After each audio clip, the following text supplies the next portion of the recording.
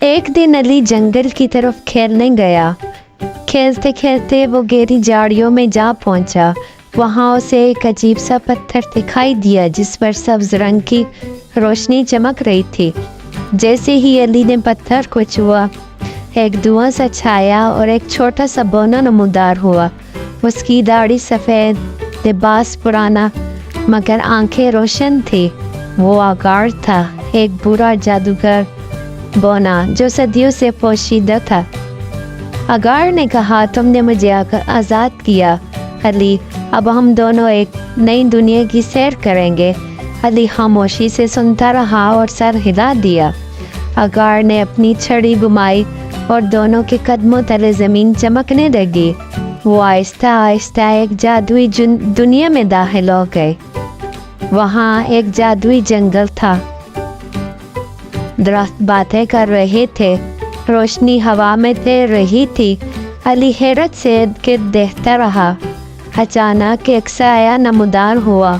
آگار نے بتایا کہ وہ زالگر ہے، ایک شیطانی بونا جس نے اس دنیا کو قید کر رکھا ہے۔ علی اور آگار نے سفر شروع کیا۔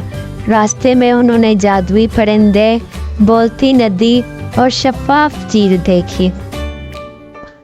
ایک پہاڑ کے نیچے زالگر کا پہلا جال بچھا تھا۔ آگار نے چھڑی سے راستہ صاف کیا۔ علی بہادری سے آگے بڑھا۔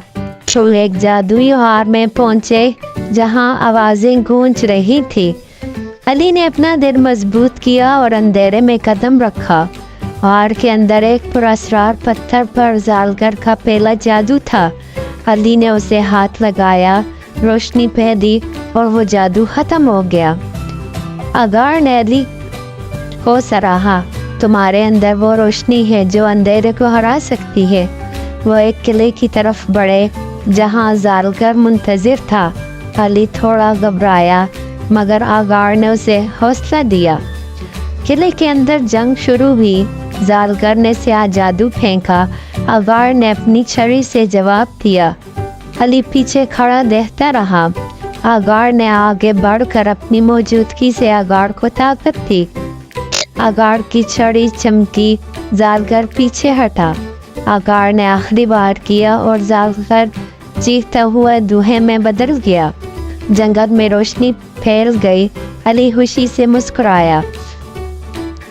آگار نے علی کی بہادری کی تعریف کی اور اسے ایک جادوئی لاکٹ دیا جو دل کی روشنی سے چمکتا تھا۔